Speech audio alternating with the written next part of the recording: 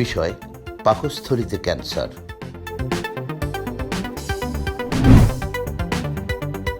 পাকস্থলীতে cancer বলতে আমরা কি বুঝি? আপনারা সবাই অবগত আছেন বর্তমানে ক্যান্সার খুব মারাত্মক আকার আমাদের দেশে ধারণ করেছে এবং প্রতিনিয়তই ক্যান্সার রোগী আমরা খুব বেশি পাচ্ছি। এর মধ্যে একটা অন্যতম হচ্ছে আমাদের পাকস্থলী ক্যান্সার। বর্তমানে আমরা যে ক্যান্সার রোগীগুলো পাচ্ছি তার মধ্যে টপ মোস্ট 3 এর মধ্যেই হয়তো পাকস্থলী ক্যান্সার থেকে থাকবে। এই কারণে এই বিষয়টা নিয়ে আলোকপাত করা আমরা জরুরি মনে করছি। সাধারণত পাকস্থলী ক্যান্সার বলতে আমাদের স্টোমাক বা পাকস্থলীর ভিতরের কোনো কোষ যদি অস্বাভাবিকভাবে বেড়ে যায় এবং সেটা নিয়ন্ত্রণের বাইরে চলে যায় তখনই সেটাকে আমরা পাকস্থলী ক্যান্সার বলে থাকি। এক্ষেত্রে অনেক সময় রোগীরা যেটা ভুল করে তারা ১ম এ মনে করে যে গ্যাস্ট্রিকের সমস্যা, এইজন্য গ্যাস্ট্রিক ওষুধ খেয়ে অনেক দেরিতে আমাদের কাছে আসে। সাধারণত ৮০% রোগী আমাদের কাছে লেট প্রেজেন্টেশন নিয়ে আসে।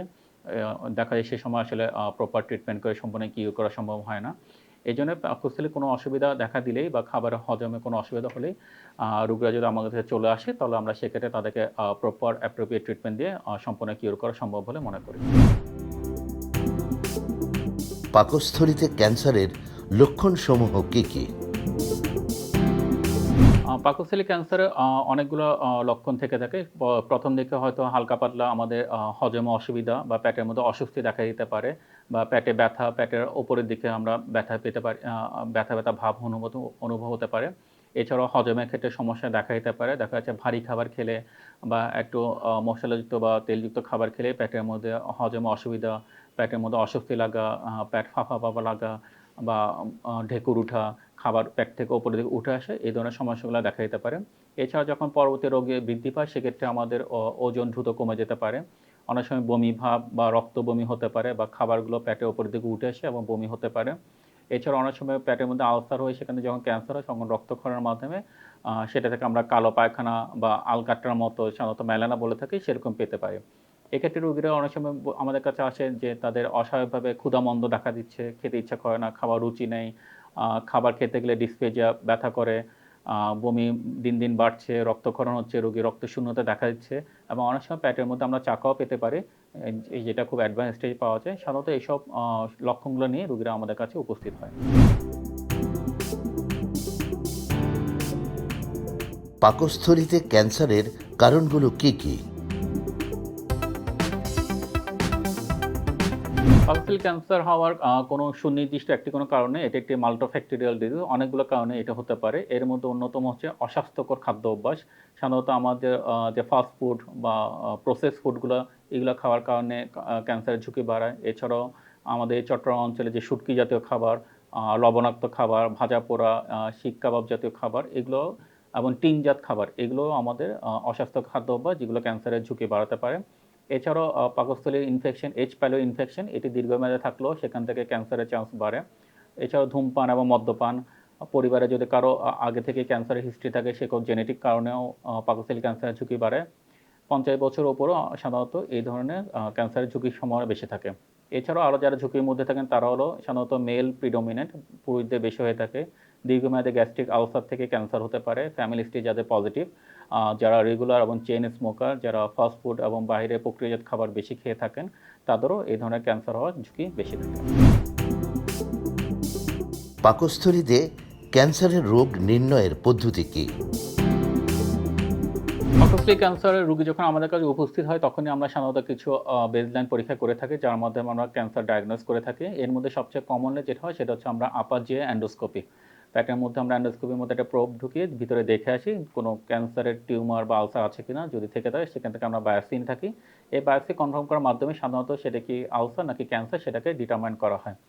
এভাবে সাধারণত পাকস্থলী ক্যান্সারকে নির্ণয় করা হয়। এরপর আসে এটা স্টেজিং, এটা আসলে কোন পর্যায়ে আছে এটার জন্য আসলে আমাদের কন্ট্রাস্ট সিটি স্ক্যান করে থাকে। এছাড়া অনেক ক্ষেত্রে এমআরআই করা হয়ে থাকে যার মাধ্যমে আমরা জানতে পারি ক্যান্সারটা এখন কোন স্টেজে আছে, সেটা কি পাকস্থলীতে আছে না আশেপাশে ছড়িয়ে পড়েছে, এই সম্পর্কে আমরা জানতে পারি। এছাড়াও যদি দূরবর্তী আমরা চিন্তা করি সেক্ষেত্রে আমরা লিভার ফাংশন টেস্ট, কিডনির অবস্থা, পেটের ভিতরে অন্য কোনো অসুবিধা আছে কিনা, আম্বিলিকাসে বা কুকেনবার্গ টিউমার অন্য কোনো কিছু আছে কিনা, আর পেট স্ক্যান করার মাধ্যমে আমরা দূরবর্তী কোথাও ছড়িয়ে পড়েছে কিনা এইগুলোর মাধ্যমে আমরা পাকস্থলী ক্যান্সারের স্টেজ সম্পর্কে ধারণা পেতে পারি।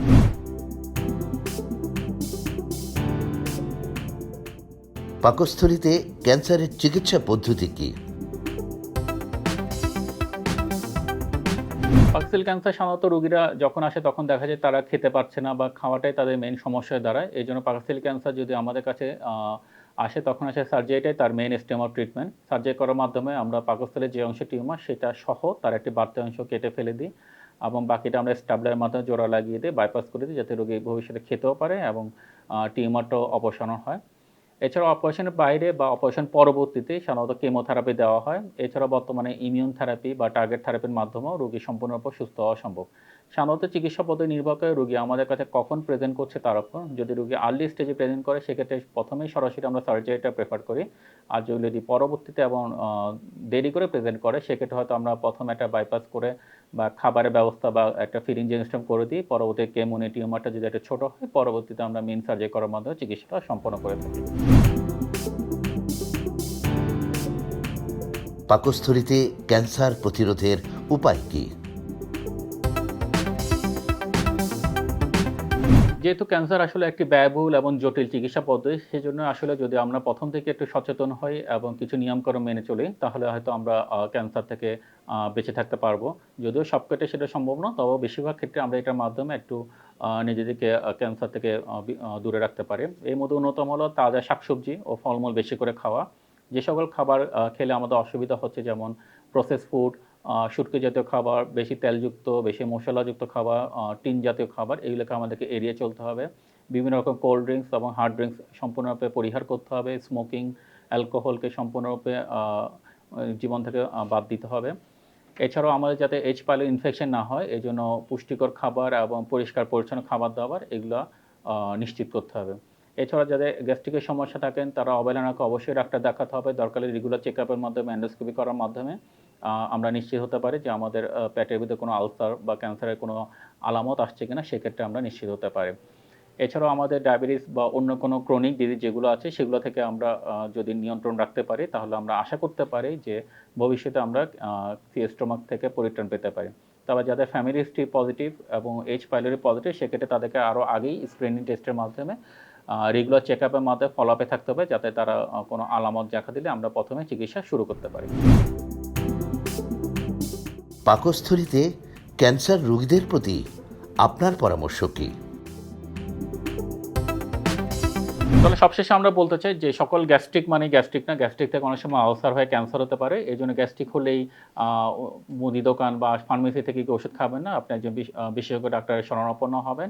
তারা পরীক্ষা-নিরীক্ষা করার মাধ্যমে হয়তো আপনার অন্য কোনো অসুবিধা সেটা নিশ্চিত হবে। অনেক ক্ষেত্রে দেখা যায় এন্ডোস্কোপি বলে রোগীরা ভয় পায়। এন্ডোস্কোপিতে ভয়ের কিছু নেই। এখন বর্তমানে অনেক আধুনিক মেশিনের মাধ্যমে ২-৩ মিনিটে এন্ডোস্কোপি করা যায়। আপনারা চাইলে আমরা সিডেশনের মাধ্যমে এন্ডোস্কোপি করে থাকি। তাহলে এই এন্ডোস্কোপিকে আসলে ভয় পেয়ে দূরে থাকতে হবে না। কারণ এন্ডোস্কোপি করার মাধ্যমেই আমরা নিশ্চিত হতে পারবো যে পেটের ভিতরে টিউমারের কোনো আলামত আছে কিনা। সবশেষে একটা হেলদি লাইফস্টাইল আমাদের লিড করতে হবে। যদি আমরা সুস্থ এবং স্বাস্থ্যকর জীবনযাপন করতে পারি তাহলে আমরা আশা করতে পারি এই রোগ থেকে আমরা বেঁচে থাকতে পারবো।